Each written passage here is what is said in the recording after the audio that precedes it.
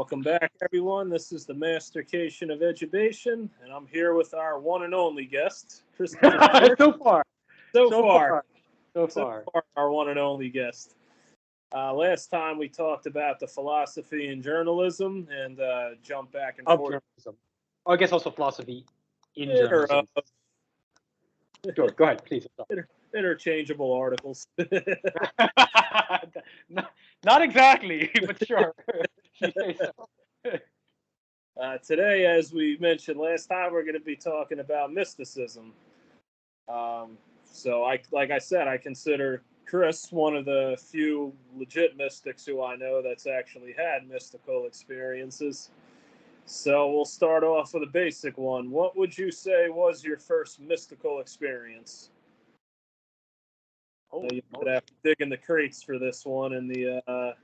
It's also it does lead into the philosophical question of what is a philosophical, what is a mystical experience, and the taxonomy question of how do you break down mystical experiences, because there are certain kinds of mystical experiences that kind of you see happening frequently throughout the history of religious literature, and then there are other ones that's maybe a bit more peculiar to individual people.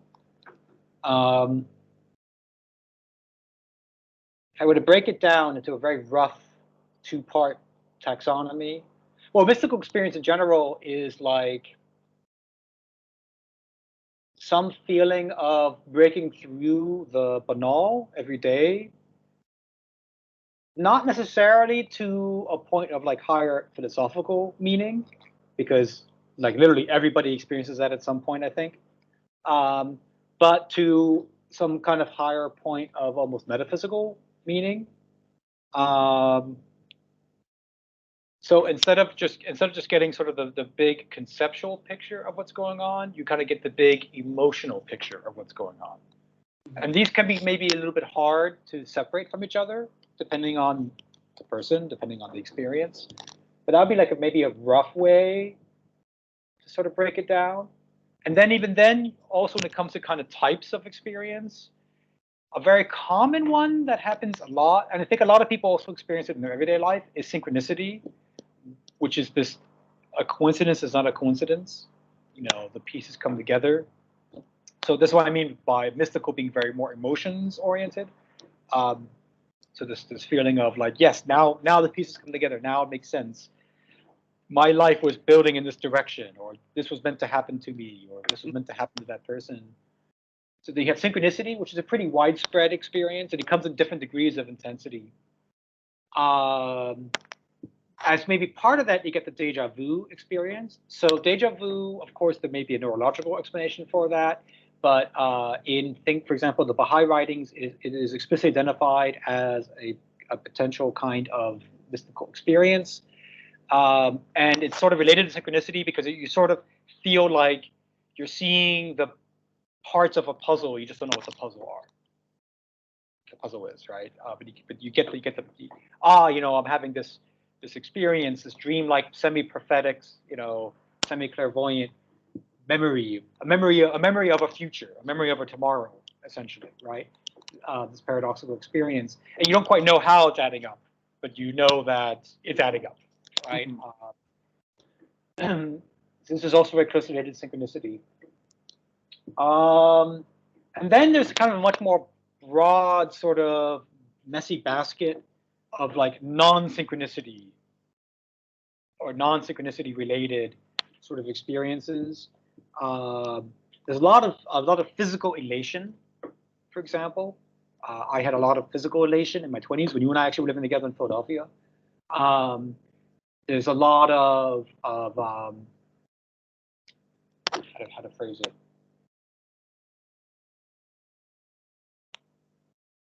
People, of course, this is where it sort of overlaps with the paranormal, right? So people, of course, who think they're being visited by entities, right? And the entities can be any number of things, the spirits of ancestors, angels, God, etc. So it's like this basket of just all this other kind of experiences. All right. So if we're gonna run with that, then I don't know what my earliest experience would be because I have had a lot and often very intense deja vu since I was a boy. To the point that I can honestly say that I have a deja vu experience on average somewhere between 2 and 3 months, every 2 and 3 months, since as far back as I can remember. Wow. And that's it to this day? Yeah, I had one even just last week. No, not even just last week, just yesterday, as a matter of fact, just yesterday. Really? Yeah, and the dream that I had for it was over the summer. So yesterday, I had to go get a new charger for my MacBook, and I had to go to a different part of the city I'm in, Bishkek, and I met up with another Westerner who had this part. And then we ended up getting a taxi back together to the center. And even though he's an entrepreneur, he's involved in cashmere production. You know, the Kyrgyz here are nomadic people. They have a lot of sheep, a lot of goats. So they're very involved in producing furs and wool and so on. He's involved in trying to get cashmere. Mm-hmm. But he's a very philosophically inclined guy. He's very well read, and we were talking a lot about religion. And he asked me an interesting question in the taxi, which was if an alien were to come to Earth, would they or would they not be able to understand the religious diversity of the planet? Would they sort of look at us and be like, okay, if I was this kind of species with these kind of like psychophysiological material issues, my religiosity would probably indeed sort of vary in these sort of ways, genetically, geographically, etc. Or would it be kind of like, really weird, you know, and I would not be able to wrap my hand around it. And I'm explaining to him that you have to sort of actually break down the question in two ways, between what does the alien have that's biologically similar to us, so it could relate to us biologically, and then what does the alien have psychologically that is similar to us, right? And that was a deja vu. As I'm explaining it to him, I'm like, oh man, I literally had this dream with me philosophizing about a guy about a, you know, goddamn fictional alien species trying to observe our religiosity in a taxi in Bishkek, you know, and I had it over the summer, this weird dream. In the dream being like, why am I talking about this? Who is this guy? You know, and it's funny, and it's to the point when so many people have the deja vu, get this kind of metacognitive experience as they're doing the activity, right? And so some part of them is like, whoa, wait a minute, I've seen this happen before in a dream. And I definitely have had that. And that's often where there's some skepticism about deja vu as a mystical experience too. That the metacognitive experience is actually just a neurological trick, essentially. You're not having a memory of a tomorrow. Your brain is essentially in some kind of weird state where it's experiencing the present as if it's a memory. But that's not what happened to me. What often happens to me in my deja vu is in the dream, there's a moment where I'm pausing. I'm like, why am I talking about that? Why am I doing this, etc.? And then when the event actually happens, I will pause in front of the person or in the moment and be like, oh, yeah, this is that dream. And I remember I'm in a taxi with him yesterday, and I like pause as I get this metacognitive hiccup, basically. And I'm like, oh, yeah, so the aliens have to blah, blah, blah, you know, in the conversation. So this is a long-winded tangent by which to say, again, I've had, maybe I'm going to like die of the worst Alzheimer's ever imaginable, or I have some like unique super genius power that I don't know, or it's mystical. I don't know, but I've had deja vu for as long as I can remember. I was glad you mentioned deja vu, because I was about to ask if you thought that tied into mysticism. I know for me personally, when I was a teenager and in my 20s, I used to get deja vu quite frequently as well. But yeah, for the most part, in my 30s, I really just barely have had it at all. Like, even with me, it can ebb and flow. Like I said before, it'd be on average every 2 to 3 months. But there have been 1 or 2 years where I had very little of it, and there have been 1 or 2 years where I had just a lot of it.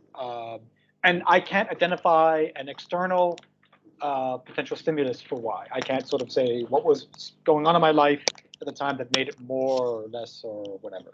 I think a lot of it might be kind of what you touched on too. Could it just be at some moments for some reason, we have this mental spike of enlightened presence? Because that's what a lot of times mine would felt like. The intuition of something in the setting I was in was just so strong that it felt like I already had the experience before. But I probably didn't.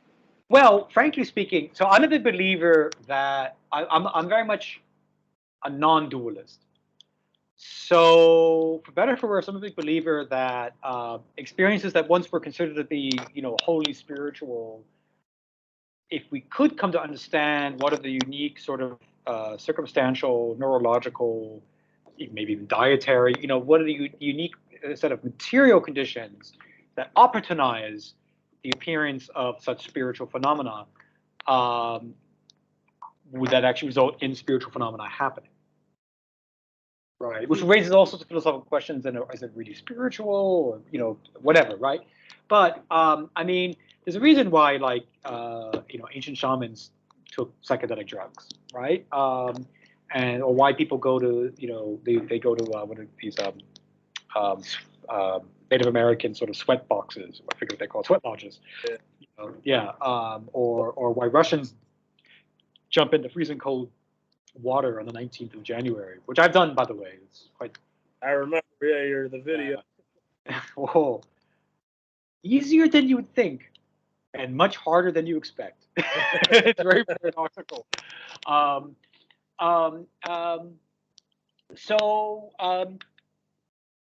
put it this way. I am suspicious that these kind of what I call metacognitive, I don't know if that's the correct use of the term metacognitive, but this metacognitive sort of, looking down on yourself sort of experiences, could they be stimulated, right? In which case, could you sort of induce deja vu into people? I'm suspicious that you can, but what it would take, I don't know. We yet know. Yeah, it's almost like you said. There's certain recipes that might have to go into having these experiences. Like you eat this, and this, and you're maybe contacting with either these entities, or it just sparks certain processes in your brain, as opposed to taking this drug or that food, and that's either communicating with something different or just causing different chemical reactions. So when you look at the literature of mysticism from across the world, you see, again, to be talking in binaries, we're talking a lot of dualism at the moment. You see two basic patterns. On the one hand, you do see a tendency towards certain kinds of experiences, synchronicity, physical elation, entities, deja vu, some kind of clairvoyance, whatever, right? You see this seems to be rather universal. These kind of, they get a bit culturally conditioned, but for the most part, they're the same phenomena everywhere. And moreover, you do see that they tend to come in peaks and troughs in a mystic's life, right? And they sort of fit certain moments in a mystic's life. And then, on the other hand, you see a pattern of no pattern at all, right? In which completely random people have completely random experiences, sometimes life-altering, right? And sometimes experiences you just like don't know how to classify them at all. That are like Saint Thomas Aquinas, for example, supposedly levitated. Which is a lot like a concept in Jewish mysticism about kind of sort of like being able to sort of levitate and teleport somewhere. But why is it occurring to a big fat Catholic philosopher monk in the Middle Ages? Usually we're hearing that about Buddhist monks with levitation. Right, but again, it's kind of weird because Aquinas was super rationalistic. Right? What's going on with him? He had it when he was like 48, 49.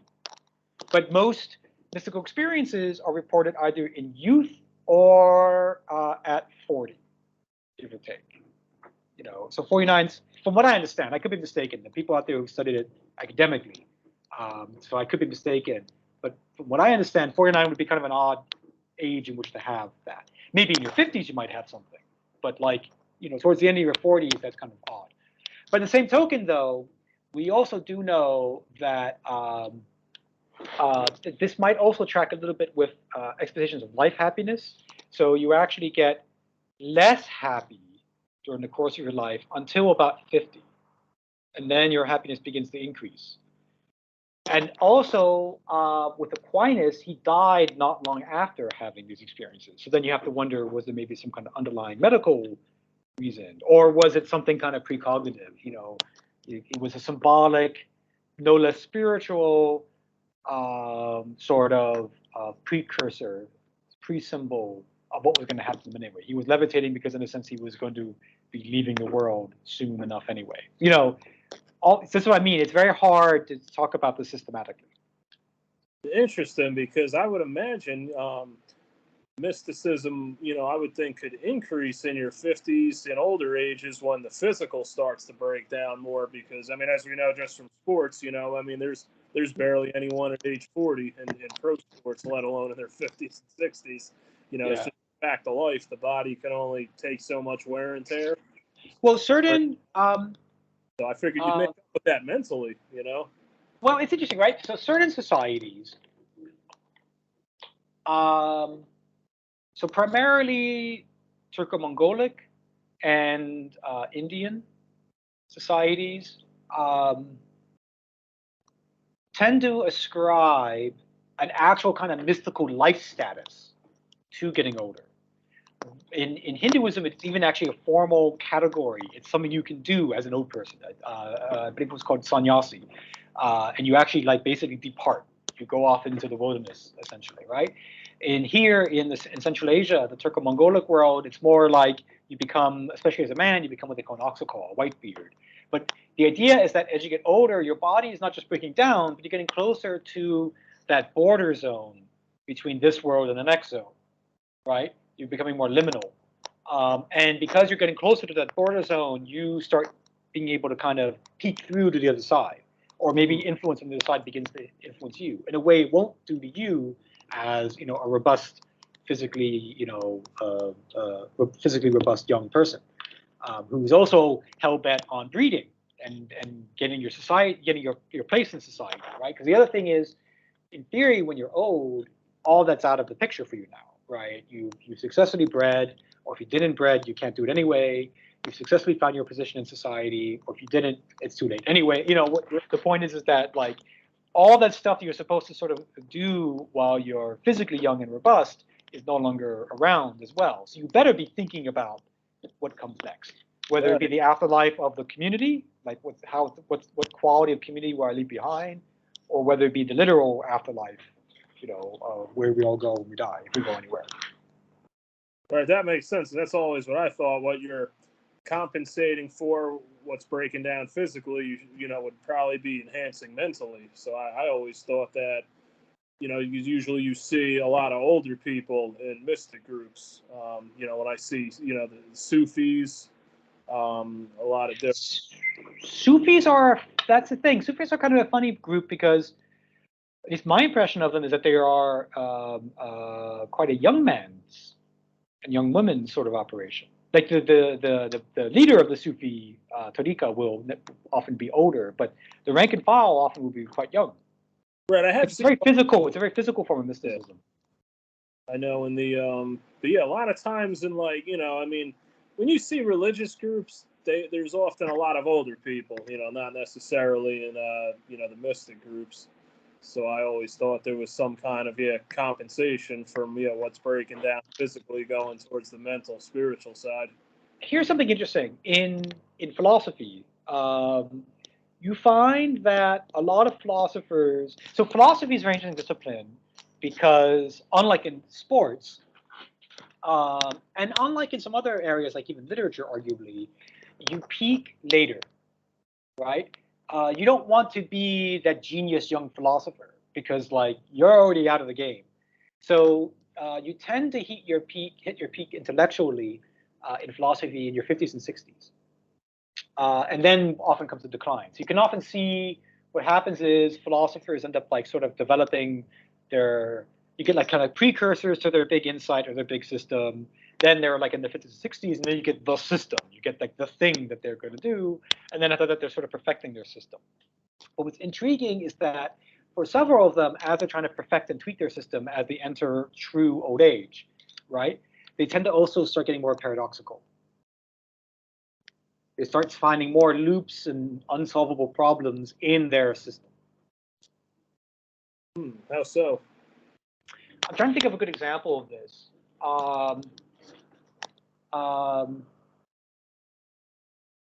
So Kant, Immanuel Kant might be one example of this.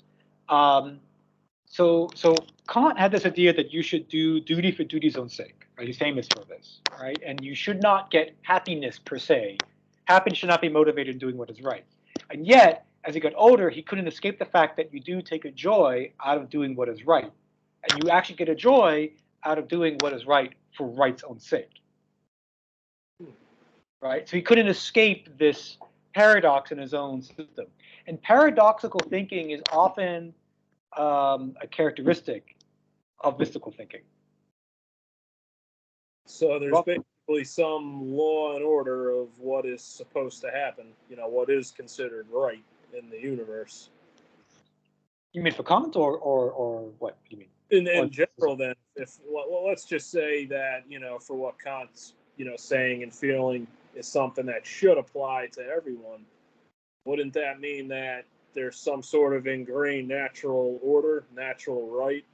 And I guess when you're hitting that stride, when you're going by that, then you have these certain feelings we would describe as mystical. So Kant would actually find this to be very troubling. He would not want you to sort of just be swept up in the feeling of anything, right? He wants you to be constantly making a conscious, deliberate choice to do what you're doing. But remember before I said that there's a difference between that peak experience of like cracking the concept. This is the concept of the world. This is the pattern of the world. This is the law of the world.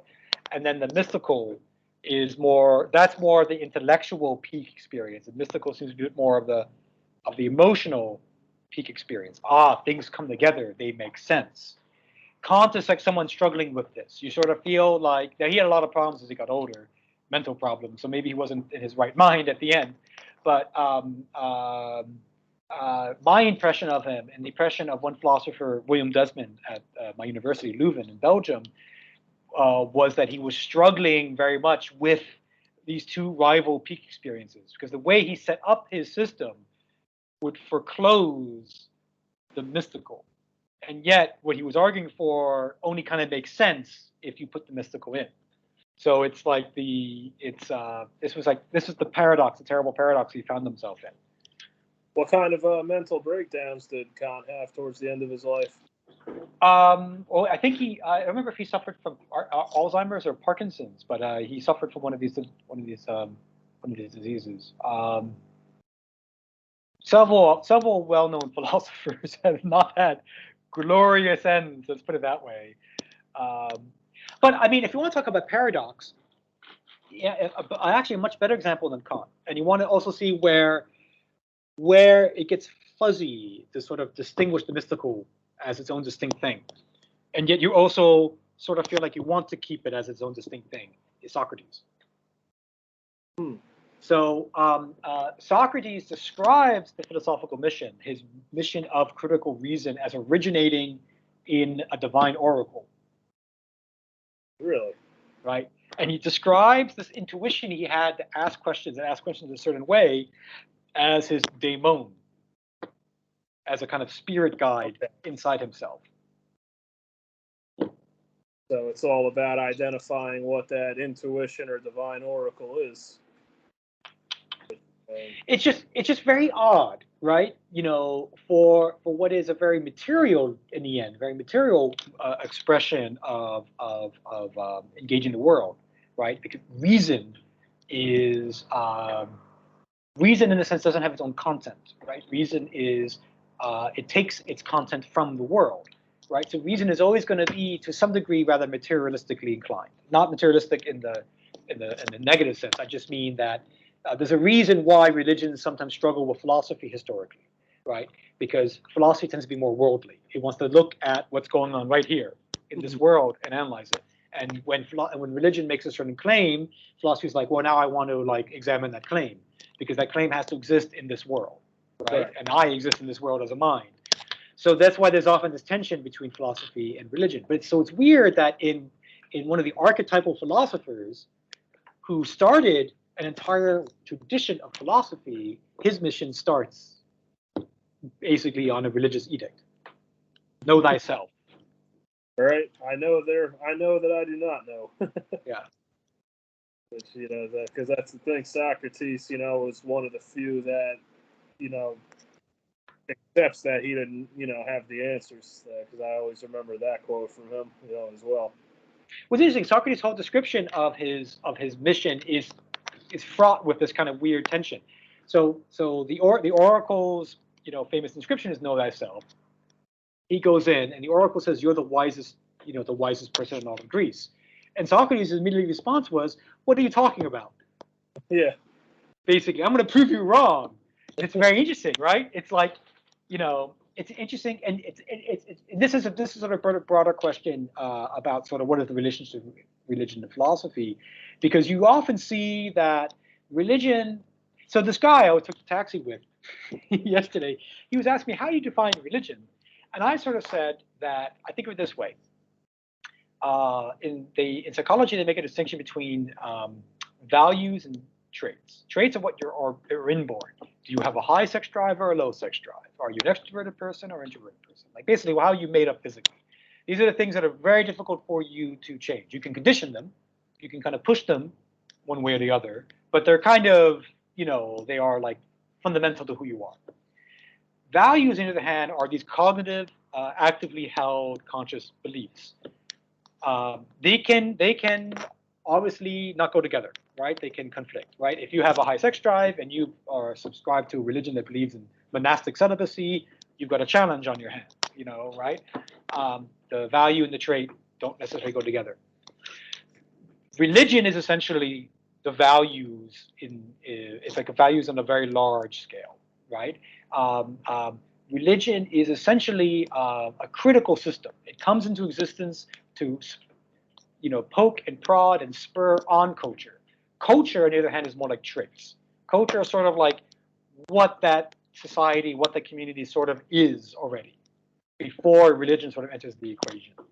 This gets a bit murky when you're dealing with polytheistic religions, which tend to be much more coextensive with culture. But it's very clear when you look at monotheistic religions, because it tends to be real points of conflict between them, and their. I mean, Jesus throwing the merchants out of the temple, right? Muhammad completely reconfiguring Arab society. The Buddha basically trying to do the same thing to Indian society, et cetera, right? So when you think about it from this really big picture perspective, it's actually no surprise that religion often ends up spurring philosophy. It almost seems that it's doing its job to do so. So it's interesting that Socrates sort of has this, one might say, mystical experience, right? He goes to the oracle, he sort of encounters the divine, the other side, that which is behind the world. And then the divine comes out and sort of, as a prophetic statement, says to him, "You're the wisest person in Greece." And his reaction is, "Screw off," right? It's almost like the gods were purposely trying to provoke him, right? The trigger this trait that he had and to use it for some greater purpose. But something that seems interesting to me is this world, when you mentioned, how bane it can be. What is it about this world that's so bane that we need to have this external, or internal mystical experience to bring some almost, orgasmic reaction to something so bane?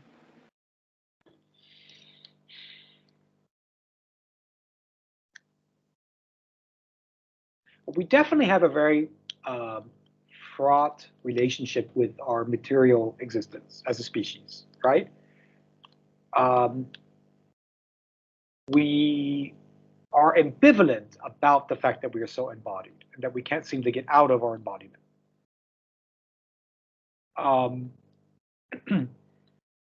We're ambivalent because there are great things about being embodied. And at the same time, there's also elements of being trapped. There's a feeling of being trapped and being limited by it as well. And in scary ways too, like if you get Parkinson's. My aunt-in-law had Parkinson's, and I can imagine no more terrifying disease than that. At least Alzheimer's, at some point, you're just no longer who you are anymore. What does it matter? But Parkinson's, you are a prisoner in your own body. That's taken out some very tough people too.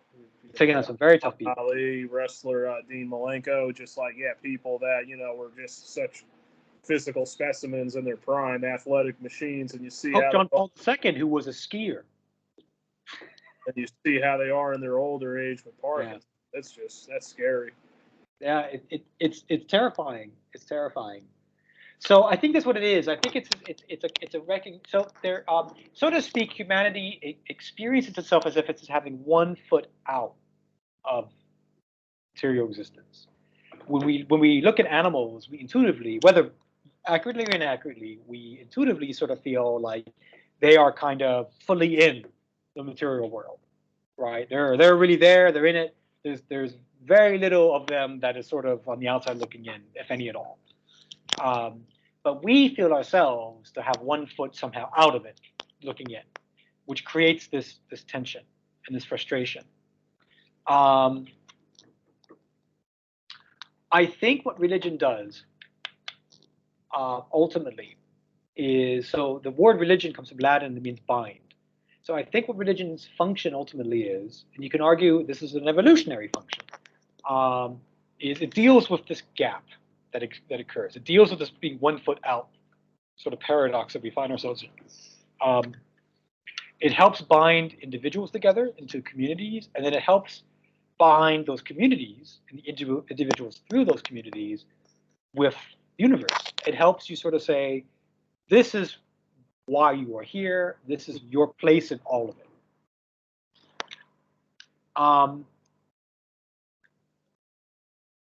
That's a bit of a tangent off of your original question, is the why is the, if I understood correctly, why is the banal? Why do we perceive it as banal? Why do we frustrated with it as being banal? Why is the banal not enough? There is this gap that we have in our experience of the world. Now, a lot of philosophers and psychoanalysts have explored this gap and have tried to fine-tune and parse this gap. One of my favorite, Merleau-Ponty, says that the gap is actually kind of overstated. There's so much about us that is already very pre-reflective. We already are so embodied. I mean, look how I'm moving right now, right? It's only when I like stop and think about, oh, I'm actually using my hands, that now I sort of become reflective. Right? There's a vast wealth of pre-reflectivity that goes into that occurs long before we ever encounter that gap. The gap is actually this very small moment, in a way, for Merleau-Ponty. Whereas you have someone like Lacan, the gap is like crucial. It's very crucial to. It's a big moment. It's very crucial understanding why humanity has all the pathologies it does, all the perversions it does, the violence, etc. As it's basically trying to cope with the gap, and deal with the gap, and maybe avoid the gap. Right, and try to sort of somehow affect either a radical transcendence away from the material, or to just completely subsume into the material and like make the material almost divine. Yeah. Yeah. Then, something I've always struggled with is, in the science community, they say it took, Earth's been around for 6 billion years. We've had this 6 billion years of evolution. I mean, that seems, I'm sure to anyone, like a very long time. So it's like, you mean this long to get to an existence that is so vain that we need some sort of... now I see what you're getting at. Yeah. Okay. Now I see what you're getting at. Yeah. So,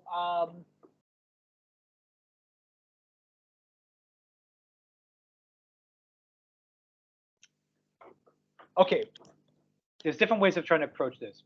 Part of this is culture. Part of this is modern culture. So you're going to find it reflected in any society around the world to a greater or lesser extent, right? Out here in Asia, it'll be to a lesser extent. In America, it will be to like a really crazy extent.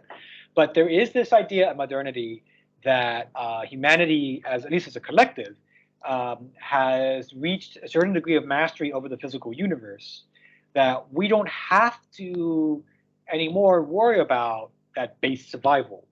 Or more accurately, we shouldn't have to worry about it. Right? We should, as a species who went to the moon and back, we should be able to solve these problems. Right? Why should 500,000 Kyrgyz go work in Russia? Untold millions of Mexicans go work in America to make ends meet. Why are there poor people in Russia and America who cannot make ends meet? Right? Why do we have to slave away at jobs, middle-class jobs that pay just a little too less, right, to help us accumulate the wealth to just take some time off and like go to Tibet, write a novel, have a lot of massages, whatever it is, right? So part of this is culture, that there's been this shift that's occurred in modernity over the last few centuries, where now as a species we realize things don't have to be this way. And it's kind of weird that we have recreated in our economic system the conditions of the state of nature. Exactly. Kind of weird, right? And it's kind of obscure. For a lot of people, when you first said it to them, what do you mean we're not the state of? Look at these video games we have, and the great medicine we have, and et cetera, right? But when you start thinking about it, you're like, yeah, it is kind of true. We're still kind of in the scramble.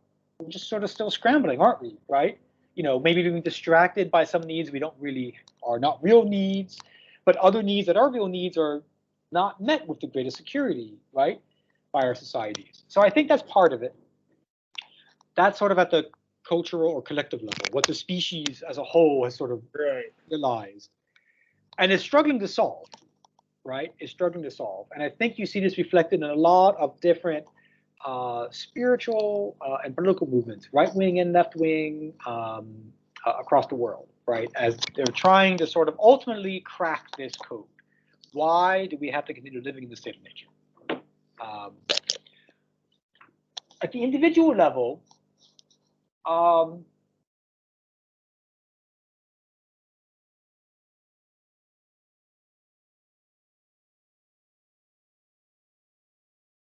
I don't think it's necessarily so dramatic at the individual level.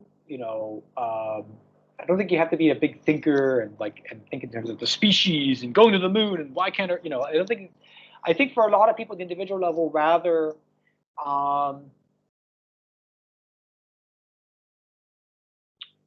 it is this more intimate experience of the potentials but limitations of being embodied. That's something I've been thinking of lately too. Yeah, at the collective level, what you had mentioned, we, at least in capitalist culture, with what I'm more familiar with, we basically have recreated survival of the fittest economically, and when you have hustle and positivity culture like we talked about last time, I think that amplifies that. Like, to me, it always makes more sense. What results are going to be better for the survival of the species or the enhancement of the species? Are you working together or are you working for the individual? If you're working together, I imagine you're going to get better results than when each individual is trying to just work for their own gain. But in this culture, that's what we preach. It only seems to be we're all in this together when it's convenient, for the oligarchs, basically. When it's convenient for them, then we're all in together. When it's unfortunately, COVID is a good example of this, right? Now, again, I say this as a person who believes that it was a genuine threat, et cetera, et cetera, et cetera. But it's very interesting that of all the other challenges that our species faces, when a disease came around that actually could kill our elite, now suddenly we're all in this. All had to take it seriously, right? What about literally anything else that we're dealing with? No, survival of the fittest. Figure that problem out later. No, that it's go, fall off a cliff and die when it's otherwise. That's the it's a sick paradigm. I think that's been created, and at least in this culture, and to me, it's just been getting so exponentially worse over the years that I just can't see it going any other way, but some sort of a collapse. Of that culture and that framework, for people to really be like, yeah, we can't go back to that, that. I mean, arguably that has happened to a great many people across the political divide with COVID. Of course, you have people who are hungry to get back to the old normal. I would love to see the public opinion polling data about what that even means to them, how much of that is just some fuzzy concept, they don't really know what it means, and just in general, how many such people there are in any given society. I think for a crucial mass, and I want to say a majority, COVID has been transformative for them in all sorts of ways. And there is no real going back to the old normal. And I don't know if there's a desire to go back to the old normal. for a great many people around the world, not just in the United States. Here in Kyrgyzstan, for example, like I said before, 500,000 Kyrgyz have to go to work in Russia to just make ends meet. The economy here is too small, population is too big, deindustrialization, yada yada yada.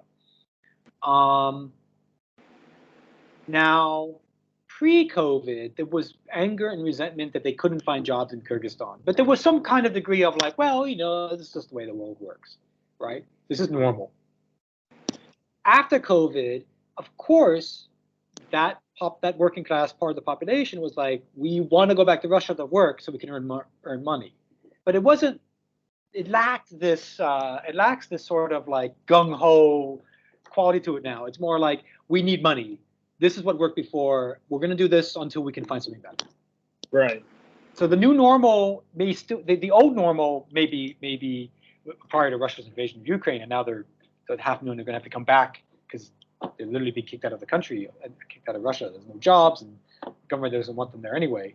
But there was this moment where it was like, okay, we're going to go back to the old normal, but the old normal was crap. And I suspect that's what's happening to a lot of people around the world. They're going with the old normal because it's just, okay, just give us a goddamn job. Let us eat normally. Let us get out of the apartment, But the moment something comes along that seems like a viable alternative, they might take it. So now with the Klaus Schwab Great Reset, we might be coming into something different with that, because if, the speeches you hear from him at the World Economic Forum, if they come to fruition, it's basically, all right, the oligarchs are wiping out everyone's debt. You're going to get your UBI, Universal Basic Income, I'm sure some sort of food stamps, some sort of guaranteed housing, and, you can have a little, work from home or, some sort of job to earn income, but you're going to, what do they say? You'll earn nothing. You'll own nothing and you'll be happy. Where do you see that fitting into, I guess... Do we really want to talk about the Great Reset and a conversation about mysticism? No.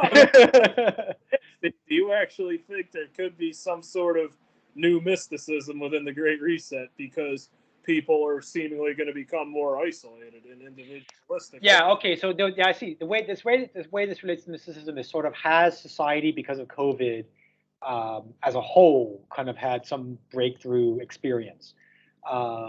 Historically, that is an interesting question, because in previous sort of apocalypses, will see greater mystical experiences in the population. Recorded social historians have often found ways of sort of digging these up and finding them. The Black Death definitely had them. You also see more apocalyptic millenarian movements, which we are definitely seeing right now. Not always in a religious way today, oftentimes in terms of secular beliefs. So yeah, did COVID sort of shake enough people so now they're now either having some kind of mystical experience, or they're on the verge of it? Are we sort of as a species on the verge of something like that? The answer is, I would say yes. Is the Great Reset that? So I am not of the school of thought. Sorry to disappoint you, Tony. I'm not of the school of thought that the Great Reset is an Illuminati conspiracy, etc. However, okay, I believe that the Great Reset is some kind of like yuppie wish list, basically. Yuppie wish list. That when you put it all together, it doesn't really make much coherent sense. Even I, who would want things like basic income, don't know if it makes sense combined with all these other things, right? So it's a yuppie wish list that may be kind of incoherent at the end of the day, and has possibly some of the worst marketing ever, right? Even the Nazis had people who wanted the Nazi program.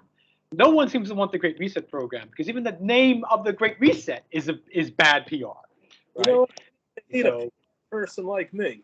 They need someone who hates their system so much, but then has this road to Damascus moment for them and says how great it is. That's what they need. They need. That's a great. They need more rebels to turn on their side for it. So I mean, the Great Reset just immediately calls to mind, whether people realize it or not, it's kind of just there in the cultural memory, Cambodia Year Zero. I hear great. Yeah, do you know about Cambodia's Year Zero? Ah, Oh, this sounds interesting. we tend to think of mysticism as an unalloyed good. It tends to involve, people tend to think of mysticism as involving these experiences of unity. We know that all human beings are one, all created things are one. This sounds very nice, right? We tend to associate mysticism with like great poets of love, like Rumi or Hafez. Um, um, mysticism tends to have this very positive reputation in sort of pop culture today. But mysticism doesn't necessarily have to go that path. Mysticism can go down a very, very dark path, right? You have the SS and their whole, mystical internal cult. Cool society. Yeah, exactly. Um, you've got Islamic history is actually riven by mystics. It's riven. It's like so much of the sectarian fighting, interfighting with Islamic history is essentially fights between mystics, right? So they have as a religious community, they have struggled immensely with mysticism as almost a negative force in their history. And then you got the Cambodians. Pol Pot, the communist dictator of Cambodia. I don't know if he would describe himself as a mystic, but when I look at him, I see a man who is a mystic, who sort of achieved some like peak state, kind of broke out of normal everyday consciousness, and came back with a very horrifying belief system in what he called year zero. That the way everything sort of made sense to him, the way it all kind of came together, was that history was wayward. We had left behind our original primitive communistic communities. That communism works, communism actually does work. It works at the level of a hyper intimate small little village where everyone knows each other on a first name basis, and you sort of don't experience any real division between self and community, I and we, right? Correct. It's all kind of a nice, happy, fuzzy, a mesh, if you will, together. I don't know if that's true, but that seems to be what he envisioned. Mm-hmm. And he was hell-bent on achieving this in history. So his question was, how do I achieve an anti-historical project in history? How do I get history to stop? How do I get history to turn around? So he came up with year zero, which was mass systematic murder of all what he considered to be the personifications of history, the intellectuals, the scientists, the politicians, the workers, specialists, you name it, right? If you basically weren't young or a farmer, you would be murdered in Cambodia. And this resulted in one of the world's worst genocides. Yep. And it was so systematic, they actually referred to the killing fields. They actually had yeah, movie. Yeah, then that was also what happened in the in Stalinist Russia, with the Soviet Union formation. I mean, so many of the intellectuals, the philosophers, historians were but this is like this is beyond Stalinism. That's what's hard to understand. I mean, to give you an idea of just how extreme this was so horrifying that Vietnam and China, right, who themselves were subscribed to already what was a bit more of a radical form of communism that what existed in the Soviet Union, had to militarily intervene to stop it. Even they were like, this is madness. Yeah, I never heard of year zero. I mean, I knew about Pol Pot and his atrocities in Cambodia. Yeah, I never knew it was referred to as year zero. What he was trying. He called it year zero, and I mean, you're a little personal tidbit for your audience. So you may remember my Cambodian American girlfriend Chun. Mm-hmm. Yeah. So I for 3 years I dated a woman who was American, but she was Cambodian. She was first generation. Her parents were refugees from Cambodia, They were brought over by a church to escape year zero. And they would not talk about it. Her father handled it well, all things considered. He was like, okay, when America was safe, let's get going. Her poor mother, however, was very traumatized. I remember she would actually often used to, keep the curtains closed in their house in Philadelphia. They had a house in Philadelphia, right? And she'd keep the curtains closed, and she would like peek out the window just to make sure everything was okay. Now, where you live in Philadelphia, sometimes you got to do that. You go to kids. Yeah, but tail bars on the windows. I think, just the big South Cambodian. No, it was north. They were in northeast of Northeast. Okay. Which was like wider than white bread up there. Exactly right. That's all. Everyone there's basically a cop in the Northeast. Everyone is basically a racist cop in Northeast Philadelphia. You're in the safest part of Northeast Philadelphia, right? Because the Cambodian communities in South Philly, which is that area can be a little rough too. So here's the thing. I mean, I hope I'm not giving too much away in terms of her personal history. Some of her, not her direct cousins, some of her parents' relatives were revolutionaries involved in Year Zero, and they also managed to come over at some point. So there was and the Cambodian community apparently had a lot of internal struggles in general with members of the communist government who had been involved in the killing fields. So there were problems in the family, and her mother I think for her mother in general, it all kind of blurred together. Crime, genocide, it kind of all blurred together. She was very traumatized. It was really like, I once asked Chun, like, have they ever sort of described it to you, what happened? And she said, there's been sort of scattered little stories, but the main gist of it I got is that it was beyond imagining. Like, even when going through it, actually seeing it and running from it, it was beyond imagining. It's kind of like you can't even put yourself through how you can convince some people to do these things to other random groups of people. It's not like I can imagine, committing atrocities to someone who, harms someone close to me, or tries to harm me, where it's real interpersonal. But to have someone tell me I got to do this to these people because of this, that it's kind of hard to get me riled up to do that. So mysticism can play an important role in this. So I mean, if you think about your kind of standard mystical fraternity, right? You have a model there that, with some tweaking, can result in some very dangerous things. So your standard mystical fraternity is that you have a wise teacher who has access to some kind of gnosis, some kind of secret knowledge. Maybe they got in it because they've been trained in it. This is very common in Sufism. You have a whole train of a whole line of masters, right? Maybe they got in it because they, through their own meditational practices or their own deep reflections or whatever it is, have broken through, right? And they've got it.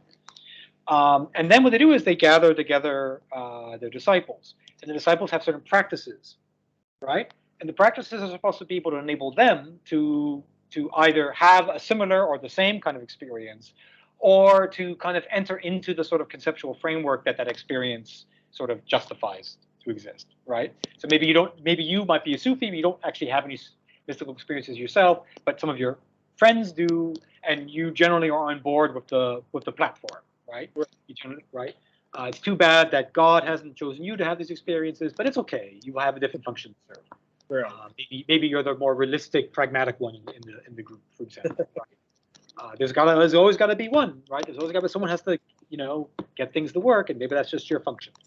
And then oftentimes because these practices require a lot of intense focus and isolation, physical isolation.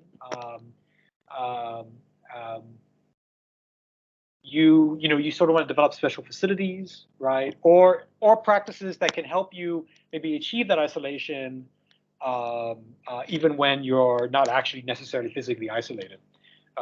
When you and I were living together in Philadelphia, I did a lot of that. I had a lot more just sort of private meditational practice that served that function for me. So that model, with some tweaking, could either become the Quakers, and become kind of a nice congregation, sort of, Meditate.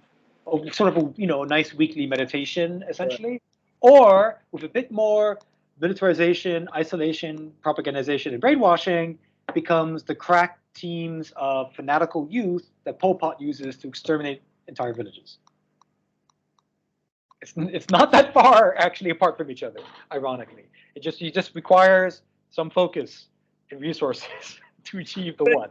Yeah, Apocalypse Now, and Marlon Brando becomes the occult leader, of that group in Southeast Asia. That's kind of like possibly how it was with Pol Pot. Just like Marlon Brando had all the youth around him. Yeah. To that. So this is also why also associating mysticism with the old is inaccurate, right? Because the youth can also be very much engaged in it as well. And like I said, some forms of mysticism seem to be very physical in nature. They involve physical experiences, and it also would be good if you're very physically fit in order to be a dervish, to be a whirling dervish. You got to be in pretty good shape. That's hard. Some of the it's hard. It's actually quite hard. Yeah. Or the more extreme ones, the people who whip themselves, right? Which actually can also cause this. You got to be pretty tough. Oh yeah. Or yeah. I was gonna say it's funny because Opus Dei, they'll hit themselves to recreate the Christ lashings, and a lot of times, honestly, some of the toughest people I knew in the military were Mormons. From the farms. They would talk about how parents would always beat them with the switch, old school style, and you got to be tough. There was this interesting practice in the late classical world of monks who would go on top of pillars. So you had to, by that point, already there had been already so many empires that had come and gone. There were already so many ruins just lying around anywhere that it was quite common if you were in the late classical period to just like bump into a random column in the middle of your town or whatever, right? With a full like capstone up top and everything. And so it became a habit for people to actually go up there and just stay up there. Sleep on them, eat up there, brave the elements, you name it, right? If it was sufficiently large enough for them. It became a form of mystical practice. You had to be pretty damn tough to do that. Yeah. You're just up there at the mercy of, Mother Nature. Yeah.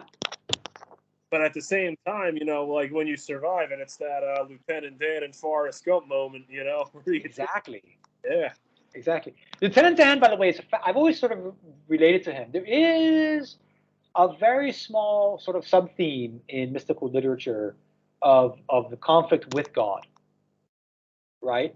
Job from the Bible is probably the most famous example of this.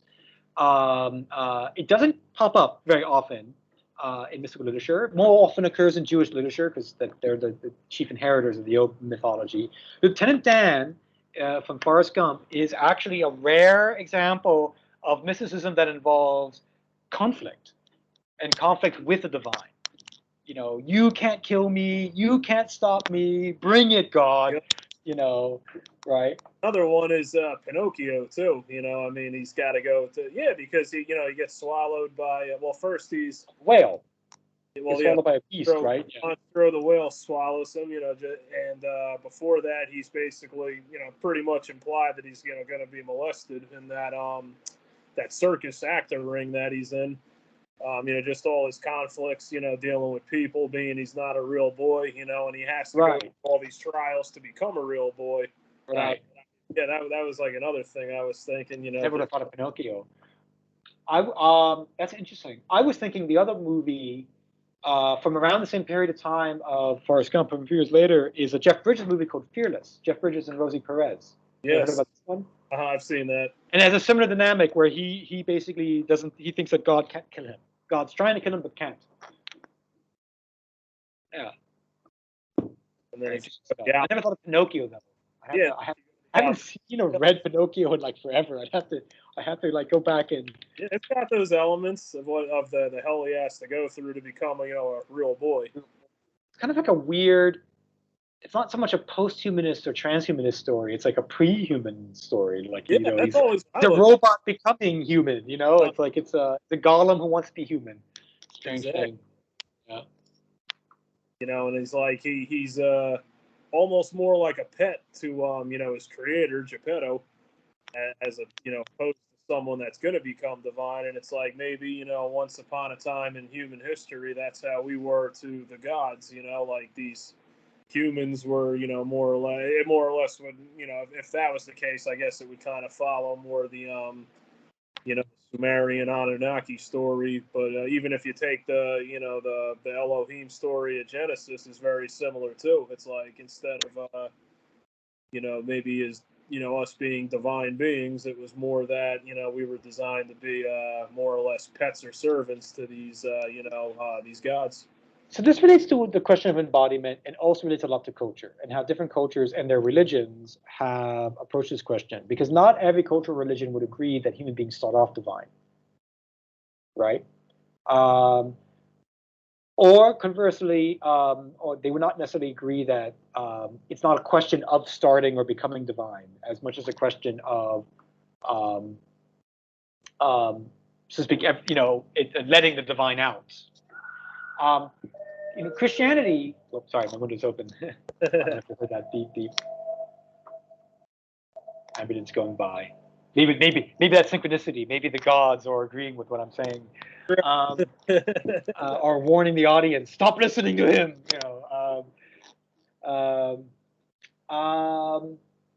Sorry, this fly. When you leave your windows open and they have the only lights on, they tend to come in. Okay. Christianity stands out. It's not the only religion to sort of portray a fall in humanity, obviously, but it's the most preeminent and definitely the most committed to this idea, right? It's like it became really baked into basic notions of the Christian worldview after 100 or 200 years, right? In a way that was maybe more flexible in certain polytheistic religions prior to it. But like Judaism and Islam, for example, definitely did not take the position of humanity having been divine and falling, even if they believe in the Garden of Eden story. For them, it's sort of almost the opposite direction, right? Eden was like the womb. It was this moment of like perfect embodiment in which there was no consciousness. We were just there in the world like other animals. And then we start kind of becoming awake. Adam starts naming the animals, but it's sort of, you kind of get the feeling of Adam as like a big boy. Oh, that's a leopard. Oh, that's a giraffe. Right? And then this like thing happens with Eve, and they discover basically sort of the difference between the sexes, and yada yada yada. It's almost sounds like the story of like emerging consciousness and entering this sort of 1 foot out, 1 foot in that has characterized humanity ever since Eden. I always thought of that story as being the what's interesting about the serpent, as we call the third part of the brain, the reptilian brain. Yeah. Supposed to be which part's supposed to be the newest part of the brain? It's the God, I should know this. I mean, it's up here basically. It's the top. Yeah. It's the top. The more primitive parts of your brain are reptilian, more or less in the back. Yeah. Right. So it's like maybe, what that story was describing is, the evolution of, the brain. But I think, instead of more of it being a natural evolution, it may have been some sort of genetic tinkering, among the gods with the humans way back when. But, so, go ahead. I was gonna say, yeah, I just always thought that's what that story was alluding to. Okay, now we have yet another tangent, which is about UFOs. UFOs and aliens, ancient aliens, which is a super interesting phenomenon in the modern period, which has been studied by scholars of religion, many of whom do see it as a form of contemporary, even secular or semi-secular mysticism. UFOs are angels, essentially, right? They have that sort of stand-in function for that angels used to have. They also kind of sometimes are also like witches or vampires or other monsters, as well, right? Because the way they mutilate people, mutilate cattle, and so on. What also makes them maybe more modern than medieval is the fact that they are technological in nature. There's this kind of like scientific veneer to it, which would not have made any sense to a medieval, right? A vampire is just, it's a kind of biological, supernatural monster, whereas UFOs, there's some kind of rational basis for them, right? You can kind of justify this possibility as something external in the universe, right? That we could maybe one day measure interact with, etc. Which is not to say UFOs don't exist, not to say that aliens don't exist. There's this whole famous thing about the Pentagon report over the summer and unidentified aerial phenomena, and so there's definitely, and I'm a believer anyway that we cannot be the only intelligent species in the universe. Whether they're visiting us is a different question, but there's definitely, I mean, if the Pentagon is admitting that there's stuff out there we can't explain, then there's stuff out there that we can't explain, but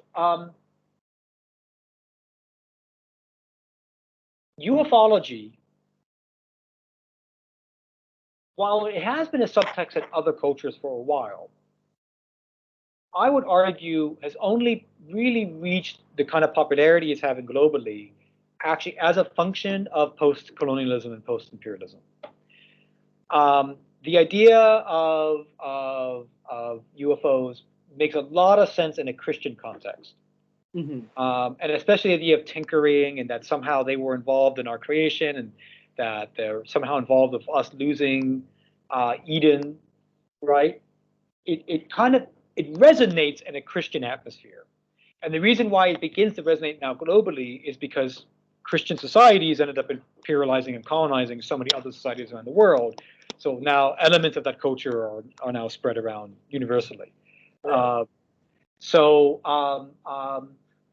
This fact alone makes me a bit skeptical about the 99% of the ufology that exists out there, because to me it kind of reeks of a very latent original sin notion mixed in with some angelology, which is very medieval and Christian in nature.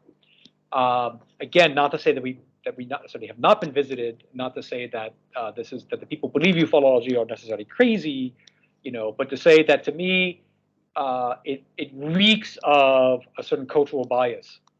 And the fact that it's gone global is actually not proof of its legitimacy. There's another explanation for that.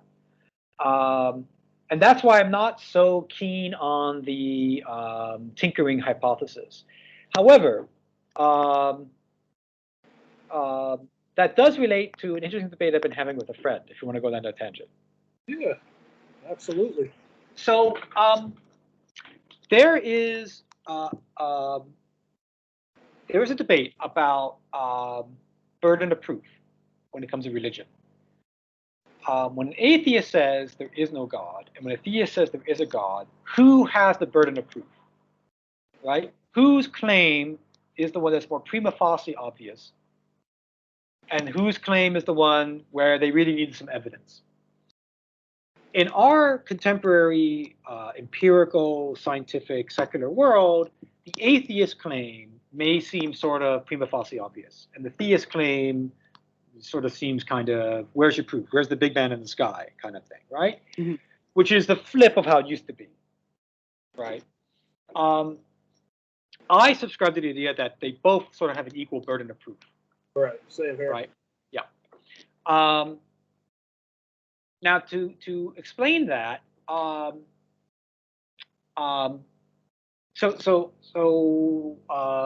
was a YouTube video I watched recently where it had a theist and an atheist arguing. Now, the video, I think, missed a lot of subtlety. But the atheist says that there is no divine cause of the universe, right? And we don't know how the universe came into being, but we see no reason to believe that it was a divine source.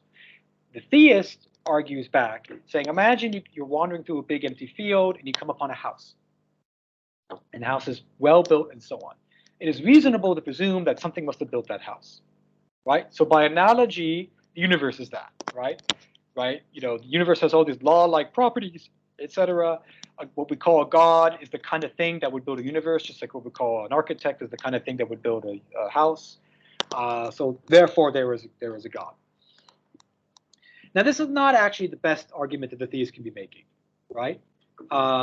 Because at best, they're arguing for divine intervention and not divine cause, right?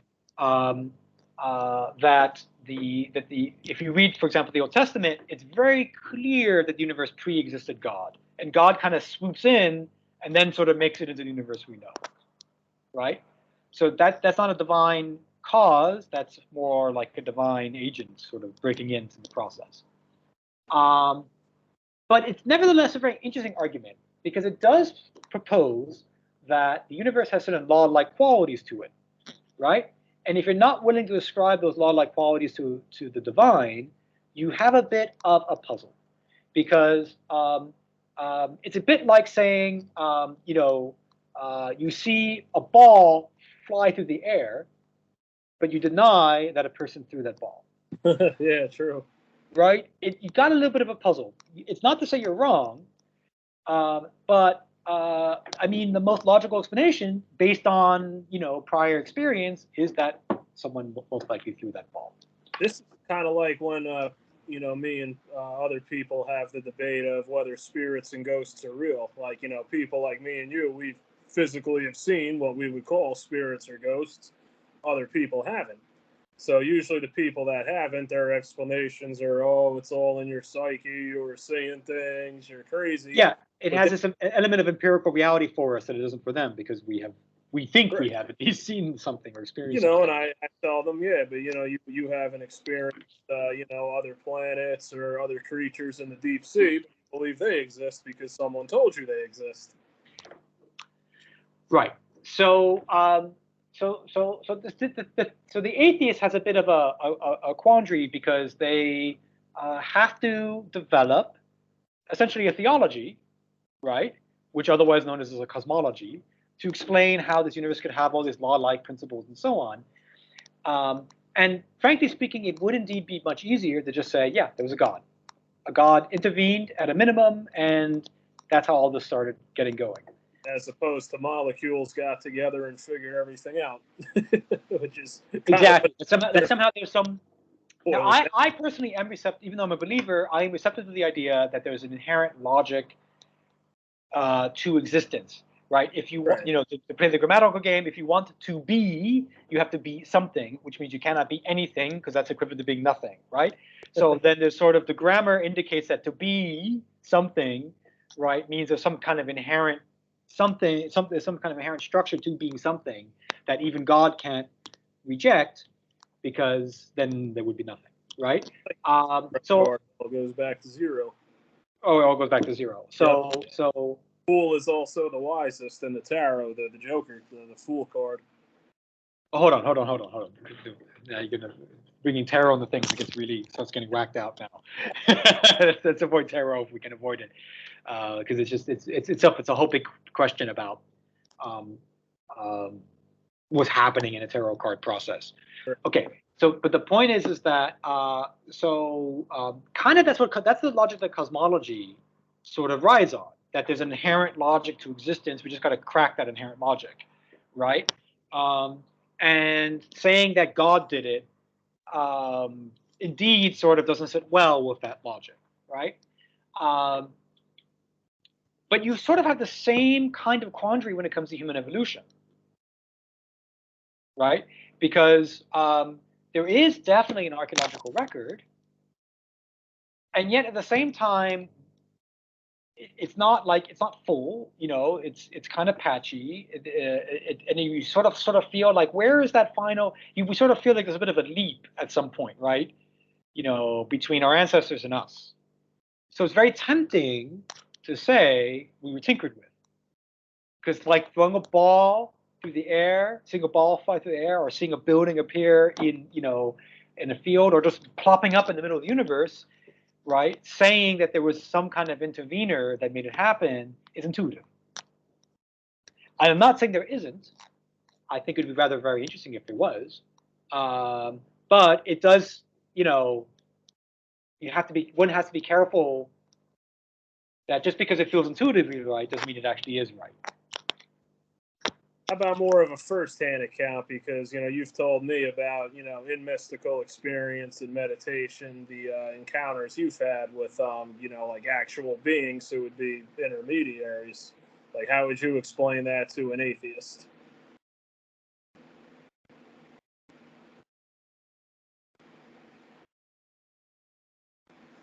How would you explain the green guy? I'd rather not talk about the green guy, but keep it in a more general, because obviously lots of people had experiences with entities or whatever. Some more, some that are more controversial than others. Joseph Smith, very controversial. If you're a Mormon, you really believe he had this experience, and if you're not, you think he was a liar, right? Very he was kind of unusual as far as aspiring prophets go, because typically prophets are a bit more careful in terms of describing describing just how did they get their revelations, right? He really posited actual beings coming to him, which opened him up to more criticism.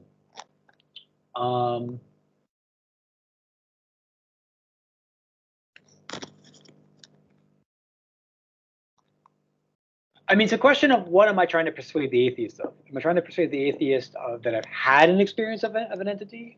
Am I trying to persuade an atheist? And remember, atheists come in all shapes and sizes too, by the way. Not necessarily persuading them, just like describing the experience to them, and like. Well, describing experience is completely different, right? It's rather run of the mill. In my case, it wasn't necessarily an actual physical entity, right? It was. I wouldn't describe it as imagined. It was, a sort of dialogue within myself, right? But with clearly what felt like an external party, right? That on at least one occasion made an assertion that I could not have known, right? Which was trippy, to say the least, right? But all right, so that's how I would describe it. I wouldn't be like Joseph Smith saying that there was actual beings who like I could physically touch and converse with in the woods, so to speak, much less who like pointed me in the direction of a revelation. This was a dialogue, not a revelation, right? And it was a dialogue very much to sort of help me, right, with my issues I was dealing with, my emotional, psychological issues I was dealing with, right? So there's no like real revelatory aspect to this, right? I'm not like claiming anything. Throughout mystical literature, the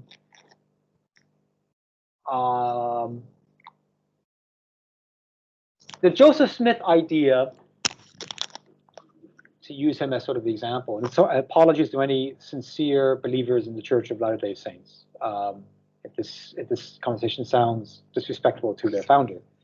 I would say that it's hard to say whether Joseph Smith's way of describing the entities is a minority claim in the history, in the literature of mysticism, because obviously you get further back, you do start running into a lot more claims of people, actually engaging with entities. And of course, you have mythology, like Greek mythology, Roman mythology, where people are like literally having cups of tea with gods, or having sex with gods. But definitely, once Islam comes onto the playing field, it starts to get a bit more inward and a little more abstract. So, like the green guy, as you call him, right? He's definitely at points in the Islamic tradition described as a external entity, but at a lot of other points he is not. At a lot of other points he's more of a dialogue kind of partner. And in the Quran, the way he appears is as both. He physically appears to Moses, and he does physical things with Moses, but it's also there's very clearly a conversation happening between them, a conversation that Al-Khizr is not very happy with in the Quran. It's a very interesting part of the Quran. He says, like, Moses, you're just an idiot. And it's not a direct quote, but that's sort of the gist of it, So it's very much a master-disciple kind of dialogue. So Al-Khizr, so he has this sort of dual quality, but as you get closer and closer to modernity, and of course culture is changing, and our relationship to empiricism is changing around the world, not just in the West. He starts appearing more and more as an inner dialogue kind of partner to Sufis. I don't know much about mysticism beyond the Abrahamic tradition. Actually, I know how it appears like in early Buddhism and so on, but like my impression is you have a similar kind of shift away from the idea of an external entity to more of some kind of inner something or someone, even with Zen Buddhism, for example. Yeah. So yeah, I don't. Yeah, how do you describe it to someone who's never had the experience? It's sort of like, yeah, an inner dialogue partner that you rationally you want to think it's just you, right? But there are weird things about it that make you think it's potentially not just you. Right. Okay, I don't like talking about the green guy, but his own self-description of himself was he called himself a pattern. Now, I'm of course a highly educated person, aware of things like archetypes and sociology, religion, and so on. So this is not necessarily like a striking, it's amazing that something like this would describe themselves this way, et cetera, et cetera. So that's an important caveat, right? But that is how the dialogue partner described itself as. And then what about maybe like say the angel Gabriel, who we see in the Christian account and the Islamic account? Speaking to Muhammad, speaking to Joseph. The angel Gabriel is the messenger. He's pretty much a radio transmitter. Mm-hmm. Right. Of course, in the really expanded angelologies of both Islam and Christianity, he ends up having his own stories and adventures and et cetera, et cetera, et cetera. But in like the kind of the essential scriptures, he's just kind of a way of imagining or personifying the voice of God.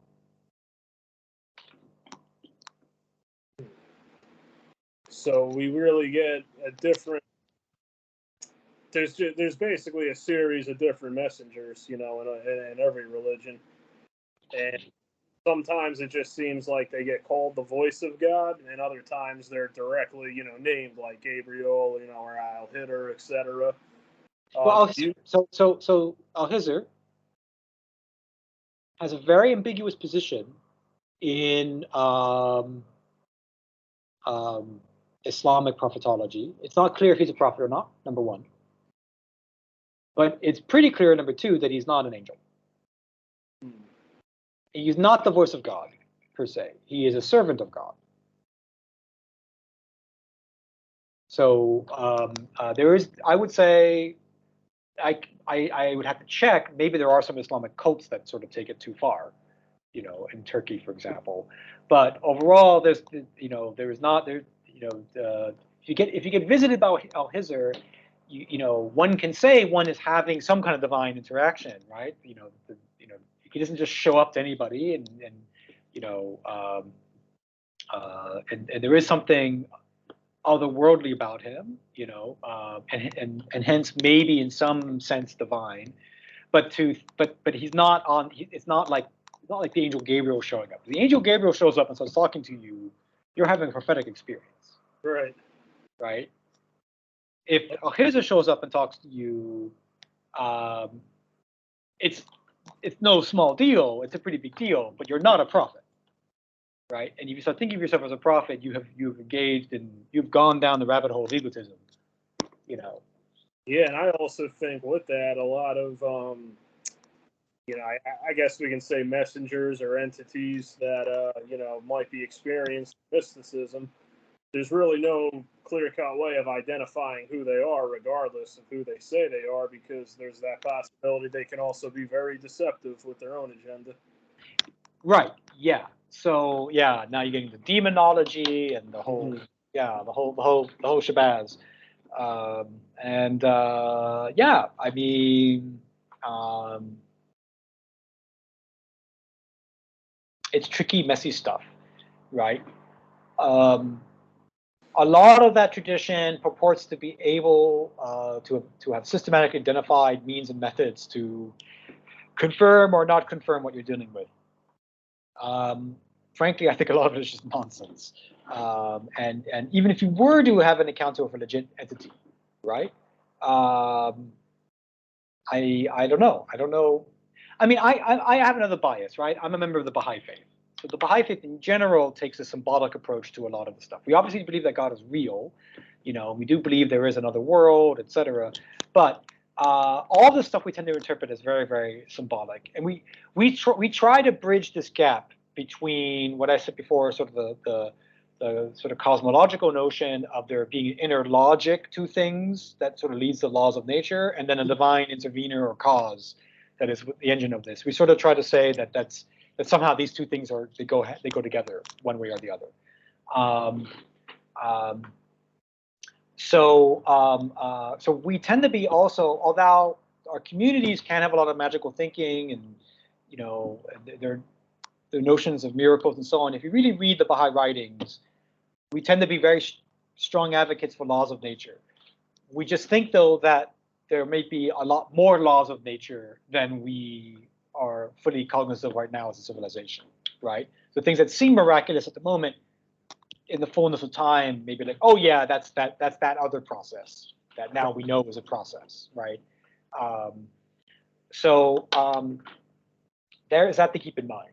So a lot of these entities that one may be dealing with, including Al-Khizr, could indeed be patterns. They could just be sort of manifestations of something in what Jung would call the collective unconscious. They're expression of a structure in the human mind. They're not actual entities. If they are actual entities, maybe that's also some law of nature that we haven't yet mastered.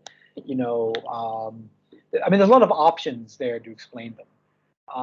But the idea that humanity has been able to establish a complex system of demonology and angelology to sort out these beings, systems of angelology and demonology that happen to be very dependent on particular religious and cultural systems, and strikes me as the self-deceiving. There's also the other. Oh, go ahead. So I was going to say, so it's kind of the Baha'i approach to all of this stuff is, rather than worry about trying to cultivate your demonological and angelological sort of specialization, cultivate your virtues instead, right? The more virtuous you are as a person, then the more likely, if you do run into something weird, you'll be able to handle it. So instead of like worrying about, am I dealing with an angel or demon or this and that stuff? No, okay, if you're having one of these entities appear to you, you deal with it. It's an entity, you take it as an entity, just like you would take any other person on the street. It's not a question of them being an entity. Oh my God, it's an entity. It's more like, who are you as a person interacting with this entity? That's sort of the Baha'i approach to it, as I understand it, as I understand my religious. Right, I got you. Yeah, it kind of also it kind of creates that a little bit of a divide too, with trying to identify like angels, messengers, demons, whatever, because there's the argument that, all right, we can't see them, they don't exist. We've hooked up people that are having an exorcism to these brain scans, and we just see certain activity in this part of the brain, and that's why they're doing this. But at the same time, maybe that blinded by the light statement is true, where we also can't see the macro the same way with our eyes. We can't see the micro without a microscope. So just because we can't physically, tangibly see these beings, doesn't mean others can or haven't, and doesn't mean that they don't exist. It's just we don't necessarily have the instruments to see them. And I think we also, it's not just the technological and cultural instruments, it's also the fact that we still continue to struggle to some degree with being able to sustain virtuousness. I had a girlfriend years back who definitely, so she claimed a certain degree of, let's say, clairvoyance, precognition. I have to say, definitely, like, there were things where it was like, that could be explained rationally, but there were things like, that doesn't seem like I could just explain it away, right? Okay, and so she sort of felt that I also had psychic powers. This is a psych. So this relates to mysticism because there's often a big overlap between mysticism and ESP, right? And to what degree are these separate domains? To what degree are these the same domain? So she thought I had the same capacities. Maybe I do, but my understanding of my faith as a Baha'i was that similar to dealing with these entities. Similar to mysticism and all that stuff, it's still my character that matters in the end, right? What does it matter if I have perfect vision of the future, right? If I'm a terrible human being, if anything, that's very bad. Bad news. That's Right. bad news. And if I focus so much on trying to cultivate this superpower, right? What am I not cultivating in the meantime? At the same time, though, as far as virtuous, to me, it's always very ambiguous because Sure. it's like, how do we define what's virtuous? And in the end of the day, no matter what religion it is, it all comes down to what that religion's founders say is virtuous. Same thing in society; it's all about what those controlling the culture say is virtuous. So I mean, it's like, is there some formula of virtue that can grant you some divine insight, or I mean, I tend to follow the classical Greeks and to some extent also the classical Chinese on this. There's an intimate relationship between virtue, wisdom, and health, actually, psychological health first and foremost. So I think the key question here is wisdom. I don't recall if we were to talk about this in the last interview, last conversation, but for me, wisdom is it's a kind of metacognitive thing as well. It's the ability to have sound judgments about situations. It scrupulously avoids, cookie cutter approaches. Or if this worked in this situation, it will work here, etc. Rather, it's the intuition as to, well, maybe this situation is enough like that situation where this will work, but maybe it's also different where it won't, right? I also feel that a key aspect of this metacognition that we call wisdom is the ability to try to balance one's rationality with one's emotionality, which I call reasonability, right? So when someone is reasonable, it is not that they're just being rational. It is that they're taking into consideration the emotional dimension of whatever it is that is happening, right?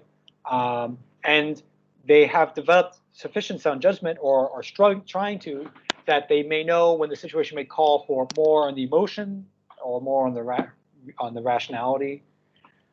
And this sort of way of sort of navigating and preventing false binaries, sort of existing in that in-between space. So not just rationality and emotion, also objectivity and subjectivity, soul and body, faith and reason, whatever, right? These sort of classic dichotomies that exist in every culture. That's sort of what wisdom is trying to do. It's trying to be in there. And it just so happens that wisdom is one of the arc virtues for the ancient Greeks and the ancient Chinese. Oftentimes intimately linked with courage as another of the arc virtues, right? To be wise, you have to have a certain degree of courage. You have to have a certain ballsiness, right? Because sometimes you can't explain why it's the right decision, right? Sometimes it's just eludes you wish you could tell people why it's the right decision, but you can't, sometimes you don't even know if it's the right decision. It's just you really feel this is what must happen. Was that? I said it feels right. That's what you're getting. And you got to go for it. And the part of the courage is this ability to take the risk that maybe you will in fact be wrong, and you're going to have to learn from this mistake, and it turned out to not be all that wise in the end after all. That's the whole paradox of it. That's why it's very meta. It exists in this kind of more murky, unclear space. But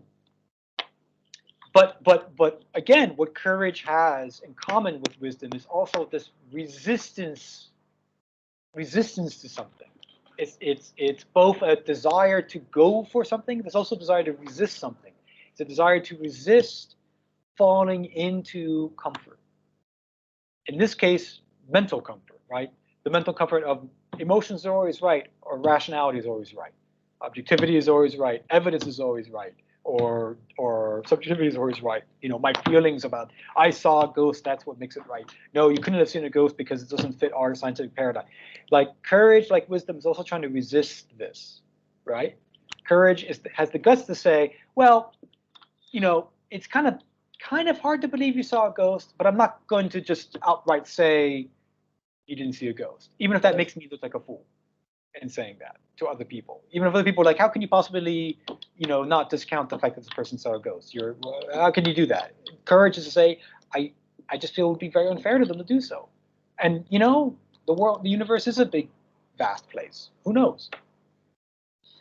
So, and I think then, if then one, this for me, this is sort of what real virtuousness is, not specific virtues of like chastity and honesty and so on. I think those follow. I think if you're trying to be a wise person and you're trying to be a courageous person and you're trying to, you know, and you're trying to, and trying not to get big-headed in the process of doing this, you will naturally start moving towards a lot of these other virtues. Some will be easier than others, right? But you will start moving more and more in the direction of these broader virtues.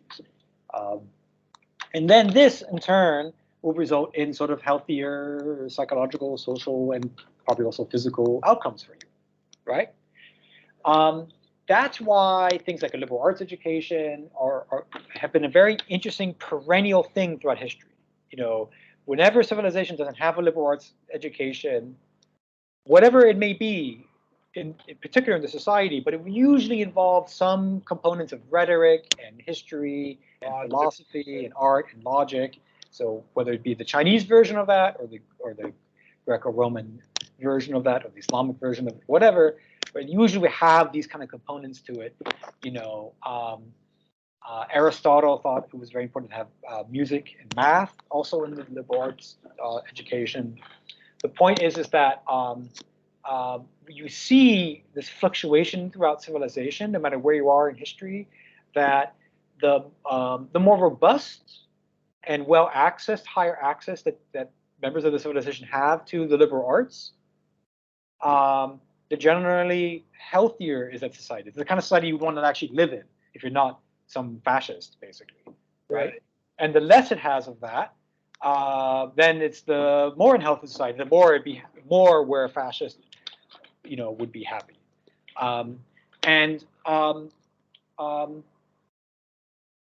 So that's why I think that while religions or cultures may promote very specific values as virtues, and with good reason, it's not to say that they're just making it up and they just want to control people. You know, Islam had a good reason to promote its form of limited polygamy, for example, and say that this was virtuous, right? In the original Arab Peninsula context, this was practically feminism. If you know anything about just how the sex relations worked before Muhammad appeared, you know.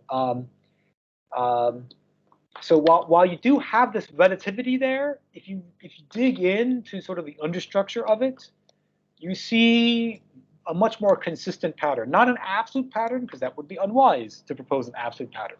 But you see something that probabilistically leads to this as more or less the model that you want to have in your society and as an individual.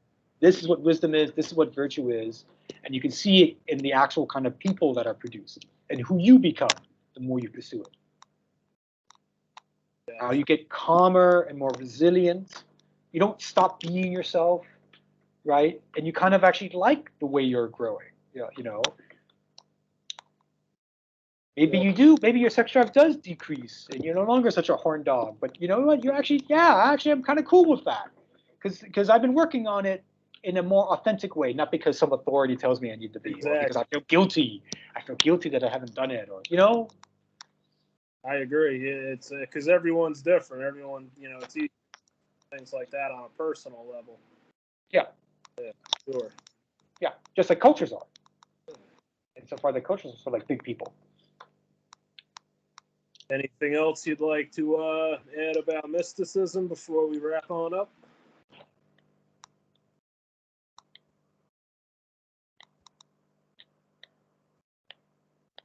Any Mysticism can get addictive. Yeah. So I had a lot more of my sort of physical elation style experiences in my 20s, and I had more of this sort of dialogue partner thing going on, which I don't like to talk about, in part because I don't want to be judged. I won't lie. In part because I think for a lot of people this just sounds weird, and they see me as a very rational person. How could Chris possibly have had this experience? This is the first time I'm kind of going public with it. And also because, like, I just sort of, just like any relationship, you want it to be kind of sacred. You know, you don't want to like reveal the inner workings of it and so on. Right. But that also, that dissipated over time. I do feel that it's there if I really want to meet it. But what's the line from Ecclesiastes? When I was a child, I played with childish things, or as I became a man, I didn't need them anymore. It's sort of that. I realized early on that one needs to be careful to not let this mysticism become a crutch. Right. Just like maybe someone is having extrasensory power perception, right? Maybe they really do have one of these powers, but if you get too dependent on it, what happens to you? So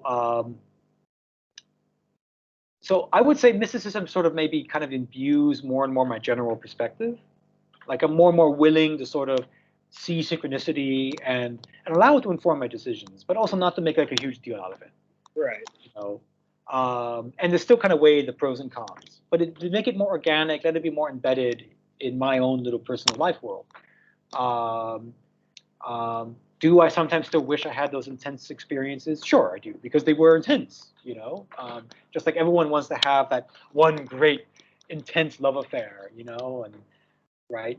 But would you want to have that one great intense love affair for your whole life? You'd be burned out by the time you're an old person, and does that mean that these things won't come back in some new form? No, who knows? I'm amazed by the amount of synchronicity that has occurred just in my PhD, my philosophical education, that has occurred in my marriage, that has occurred in my decision to be out in Kyrgyzstan. Remarkable amount of synchronicity, a remarkable amount of deja vu, some very old deja vu. To bring the conversation full circle, deja vu, if you will. I mean, I've had so much deja vu that I actually can like tell like the difference between deja vus. That's how I used to be. Yeah. Yeah, you see what I mean, right? Yeah. You can tell the ones that are most likely just a figment of your imagination versus those that are not, and then among those that are not, also kind of what depth, how much like dust has accumulated on them, how deep does it go? How old is it? So I'm sure neurologists would have a blast examining our brains every time we have deja vu. What is going on? But so it's now kind of more integrated into things, and I think that's healthy. I think that's good. I wouldn't want this like constant disruptive thing there, because that means also my life is in some kind of constant state of like disruption, right? Yeah. There's something to be said about being at that border zone. You're at that border zone because you're at that border zone because like something in your life is either your body is breaking down or your finances are breaking down, or there's something to be said about the fact if you're not at the border zone, it means maybe you have reached some degree of integration. Of course, you don't want to lose the courage to be uncomfortable. And that's something I remind myself of a lot. And when you're doing a PhD, you don't really have the opportunity to be comfortable. So the financial deprivation, the emotional problems of it, and so on. So I wouldn't say I'm comfortable, even though I'm getting more integrated and maybe stable. Maybe next time we touched on synchronicity today, we can get into is this in deja vu, is this reality scripted? Like, have we already lived this, or are we all actors playing out the stage? Or is it a simulation theory? Okay, if you want to do a part 3 of our conversation series, absolutely. I would be happy to. I've got Jean Bardillard up here. the famous inspiration for the Matrix, and and his own words, the Matrix took him way too literally. Simulation theory, yeah, that's. Well, you're not just talking about simulation theory. You're also talking about this wheel of time kind of notion as well. Multi-dimensional string cheese theory. String cheese theory, yeah. Oh, that string cheese theory. It's very unhealthy for you. If you have too much string cheese theory, it can give you diabetes. I think it's given a lot of people that, but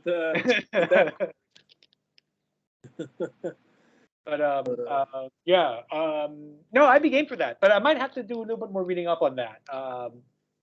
Since I've sort of been in an area where I kind of, okay, because that also bleeds into one of my favorite philosophers. When I say favorite, as in I hate his guts, Descartes. Oh yeah, your boy Descartes. Yeah, my boy Descartes. Anyone who knows me knows my story in Descartes. So I might want to do a little bit refreshing up on that stuff, but I would actually be game to give that a shot. That could be part 3 of our.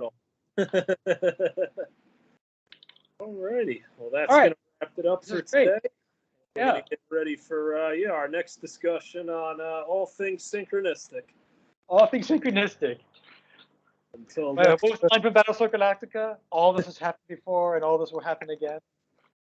Battlestar. It all comes back to Battlestar Galactica with you. It all comes back to Battlestar Galactica. What a hot mess of a masterpiece that show was. I haven't seen it. You should, because then you understand why Carl and I are just like, I hate you so much. This show that you like hate to love and love to hate. It's like so much of it is brilliant and some of it is stupid. It's one of these days I'm gonna check it out. You too. You just need to commit to it.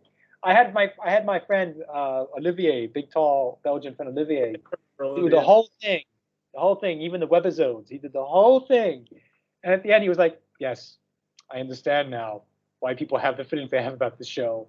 And I was like, "Well, how do you interpret the end?" And he's like, "I don't want to interpret the end. It's brilliant and stupid."